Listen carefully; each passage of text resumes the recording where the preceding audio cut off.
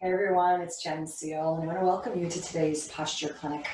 Today we're going to be reviewing some very classic standing postures, sometimes called poses, sometimes called asanas, but they're the warrior series poses. So warrior 1, warrior 2, triangle pose, extended side angle pose. These are poses that are most frequently practiced throughout a yoga sequence, right? So we want to make sure that we are sort of stepping outside of a class and looking more deeply at these poses to just check our alignment and be able to get into and out of these poses with the alignment and with the optimal benefits that we can get from these poses, right? So a couple things you're going to need today. I'm going to recommend that you have 2 blocks, okay, 1 at each end of your mat. Okay, and your mat can be turned sideways today for the sake of this because we're just going to be going left to right. All right. A strap or some sort of implement, it can even be a string that you're going to put down directly down the middle of your mat. This is just going to be for alignment reasons. I love doing this in class because it really helps people get an understanding of where their feet should be in relation to the pose.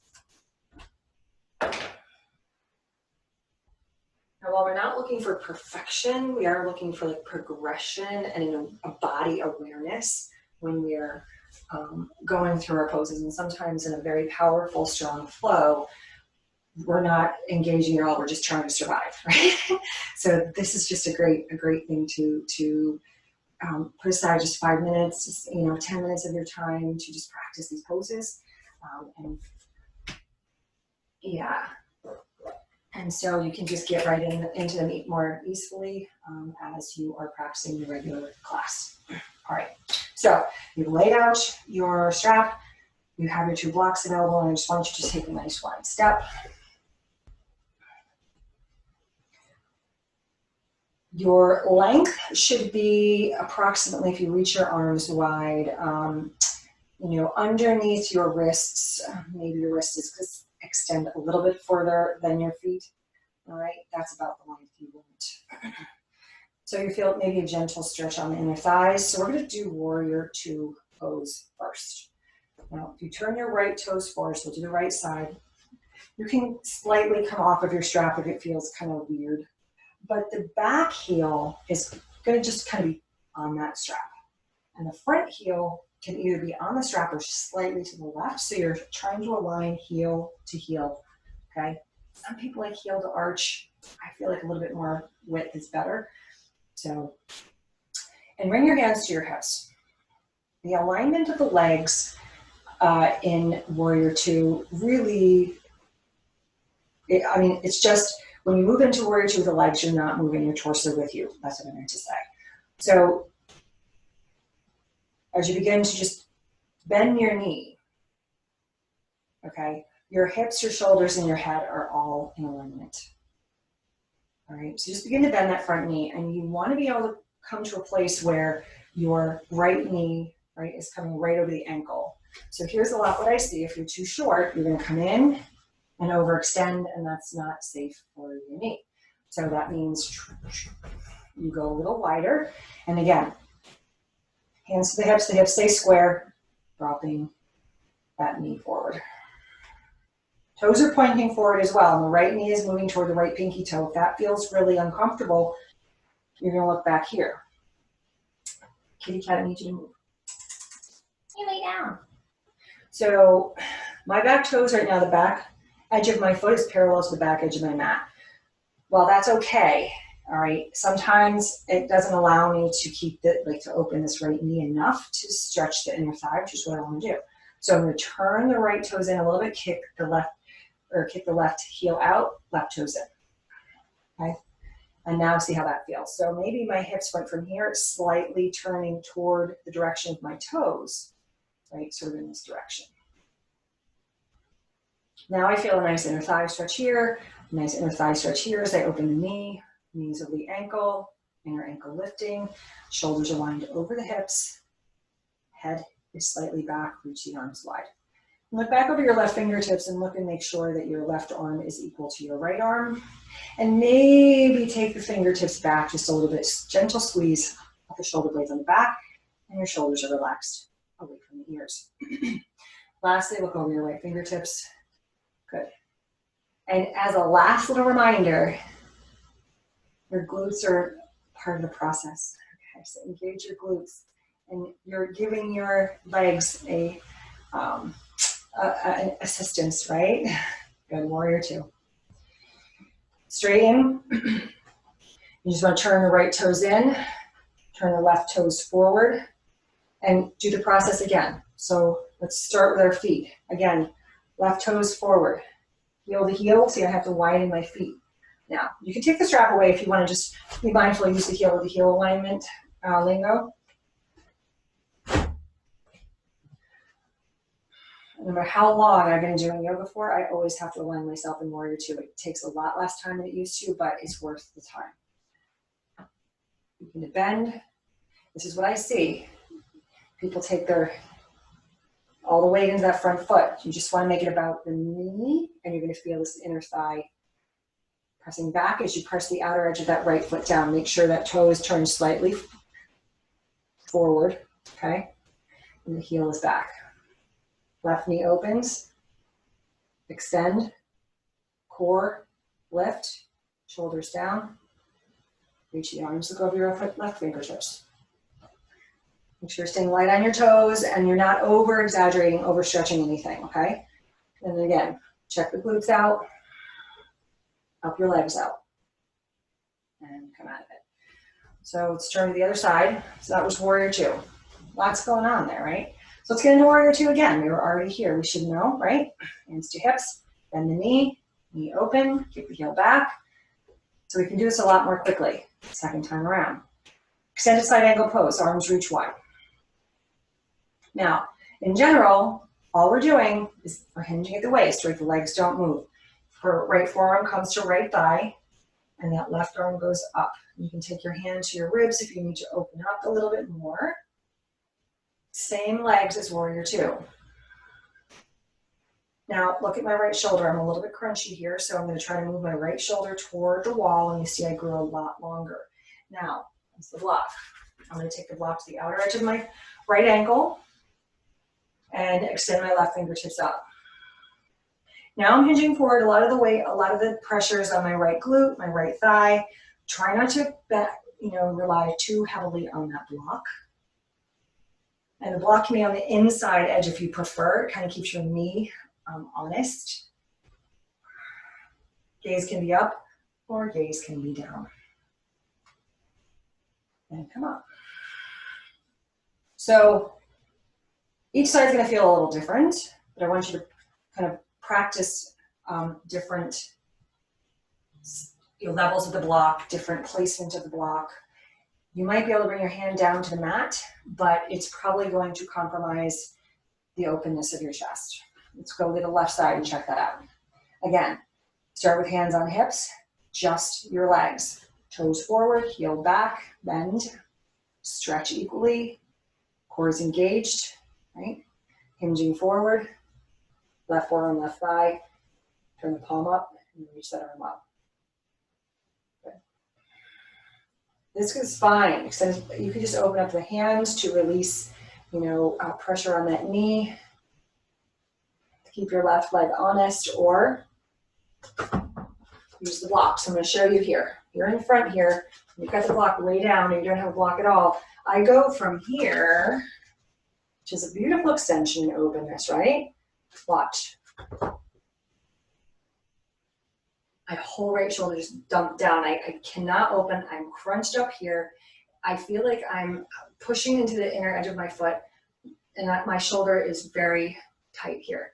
So let's go to this setting. That feels nice.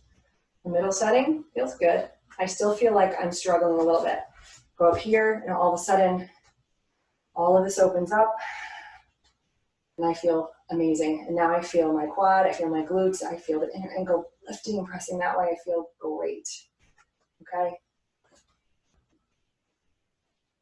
You don't have to struggle in yoga. I mean, it's hard work, but It's not about just holding on until a teacher says, do something different. It's up to you. It's up to you to challenge yourself and do something different, right? Okay, so triangle pose. Triangle pose is harder than you think. Again, you're gonna go a little less deep than you might have an extended side angle, okay? So it's okay to go a little bit shorter for triangle pose. Start with that. And oftentimes we're transitioning to other poses out of triangle pose, so go a little bit shorter. I don't know where I'm going. Okay, so same thing. Kick the back heel back just a little bit. So it might turn your hips. I don't want you to jump totally into it, but just enough so that you feel hip, knee, and ankle alignment, all right? This right leg is straight, but it's not totally locked out. So just, not that you're not engaging the squat, you are. You're drawing your right hip in, your right thigh lifts, kneecap lifts because you're engaging this thigh, and you're hinging at the waist, okay? Sideways. Kind of pressing that right hip in and up, okay? While not dropping your shoulder. Once you feel something there, if there's too much in your knee, bend the knee a little bit, and just bring your right hand down. And again, extend your right shoulder forward. So right now you can probably see there's a triangle between my legs, there's a triangle between my arm and my thigh and my hip. So if I'm trying to reach the floor, it's going to look like this, all crunchy and all not feeling good. So now you can use your block here too. And that'll keep you open. Now I just opened up entirely, so much more here. It looks like I have one continuous long arm, right? That is what you want. Now it could be here, it could be on the outside edge.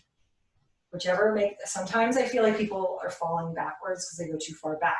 Keep it hugged in right next to your ankle. Okay. Come up. And notice, sometimes it can bring a lot of tension to your neck. Turn to the other side.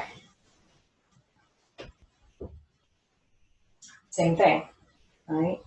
Heel to heel, see my feet move when I move to the side. Hinging at the waist. And your arms, sometimes you'll see this. All right. Hand down, maybe you stay on your shin. Right arm reaches up. For me, that doesn't feel good. It feels like I'm pushing into my knee and I'm hyperextending.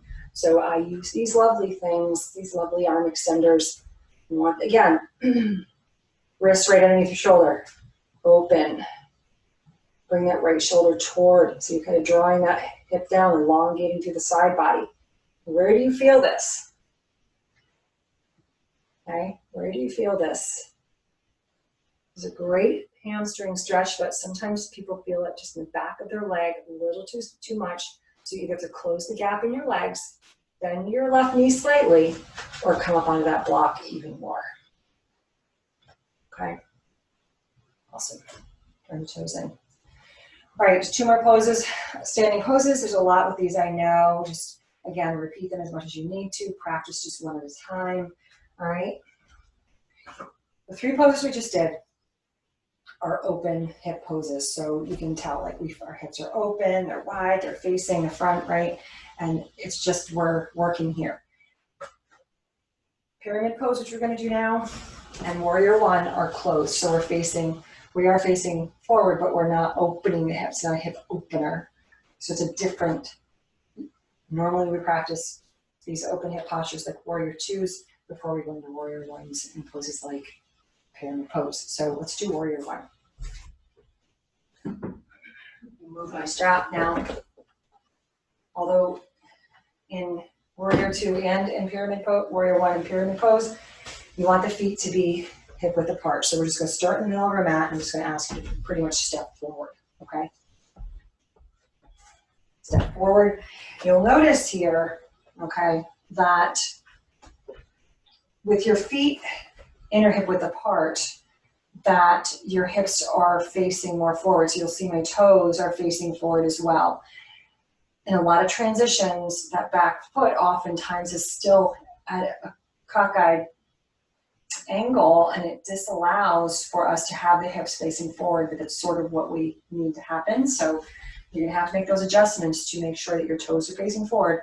Bring your hands to your hips. Your right hip is forward, or is back, and your left hip goes forward. Your belly button shining forward. Now, just begin to bend that front knee without taking your chest with you.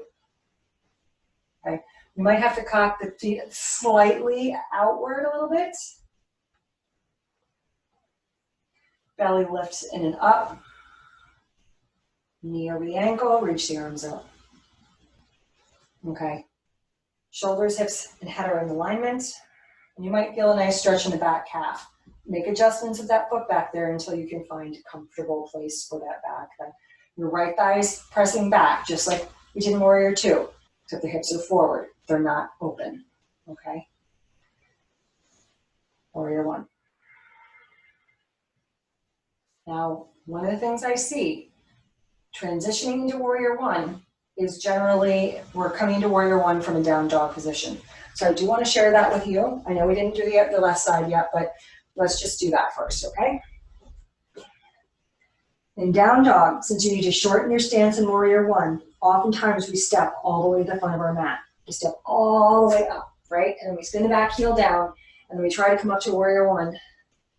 And I'm going to tell you right now, it's not going to feel good to try to pull your hips forward like this, because you're going to tweak your outer hip, you're going to tweak your knee. It just doesn't feel good. That's why your toes have to come more forward, right? But now my heel is lifted. I'm still too long. I'm not getting any of the benefits that I need for this pose. This is more like a crescent lunge, okay? So we need to go shorter. Okay, so I'm going to step 3/4 of the way forward, right? To my left wrist, and I'm going to spin my right heel down and point it to that 45-degree angle. I'm going to bring my hands to my hips, take my left hip back, my right hip back, and reach up. Now, this doesn't take long, okay, when you do this and practice this a few times. You just get into it that way, so just shorten it. And here's, the teachers say step into Warrior One, just shorten the step up, only 3/4 of the way instead of all the way up, okay? All right, so practice that on the other side. It's going to be pretty much the same thing, all right? Same principles, same width, okay? Just take it to the other side. Now, pyramid pose.